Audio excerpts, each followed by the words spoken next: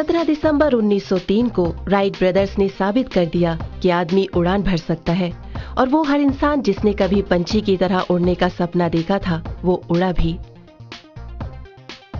हवाई जहाज के आविष्कार ने सबको हैरान कर दिया। जहां पहले अनप्रेशराइज्ड बाईप्लेन पिस्टन इंजन और मैनुअल कंट्रोल एयरक्राफ्ट हुआ करते थे, अब fly by wire pressurised jet aircraft हैं। तब से अब तक एविएशन सेक्टर ने तकनीकी रूप से बहुत तरक्की की है। आज एयरक्राफ्ट बिना रुके 15 घंटों से भी ज्यादा उड़ान भर सकते हैं। आधुनिक डबल डेकर एयरक्राफ्ट 800 यात्रियों को ले जाने की क्षमता रखते हैं। वास्तव में एविएशन सेक्टर में हुए विकास ने विश्व को एक गांव में बदल दिया है।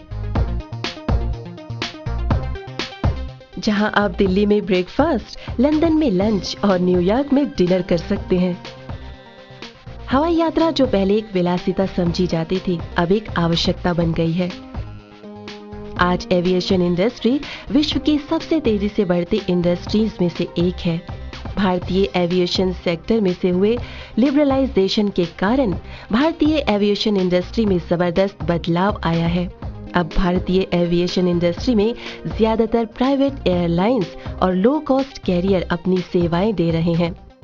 घरेलू एविएशन में प्राइवेट एयरलाइंस की हिस्सेदारी अब 75% तक हो गई है। सामान्य जनरल एविएशन सेक्टर भी अब अपनी एयर ट्रांसपोर्ट एक्टिविटीज में तेजी से बढ़ोतरी कर रहे हैं। हेलीकॉप्टर तेजी से लोकप्रिय हो रहे हैं और इनकी मांग में निरंतर इजाफा हो रहा है।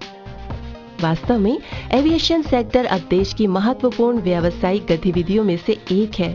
इसलिए सरकार टूरिज्म एक्टिविटीज को बढ़ावा देने के लिए रीजनल एयरक्राफ्ट सर्विसेज को बढ़ावा दे रही है।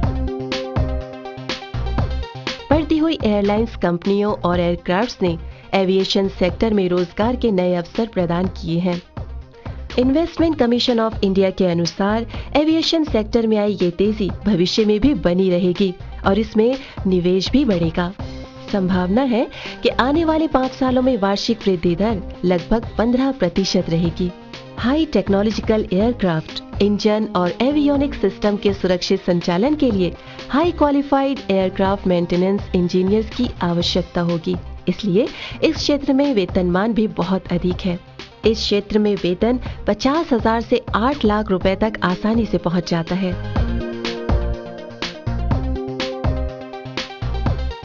फिलहाल एयरक्राफ्ट का मेंटेनेंस ओवरहॉल का कार्य ज्यादातर विदेशी MROs द्वारा विदेशों में किया जाता है, जो कि एयरलाइंस कंपनियों के लिए बहुत महंगा होता है। बढ़ते हुए कॉस्ट फैक्टर के मद्देनजर बहुत सी विदेशी MROs भारत में आ रहे हैं, जिसके कारण भविष्य में क्वालिफाइड एयरक्राफ्ट मेंटेनेंस इंजीनियर्स की मांग भी बढ़ेगी। एयरक्राफ्ट मेंटेनेंस इंजीनियर्स की बढ़ती हुई मांग को पूरा करने के लिए इंडियन इंस्टीट्यूट ऑफ एरोनॉटिक्स ने सन 1982 में इस चुनौती को स्वीकार किया।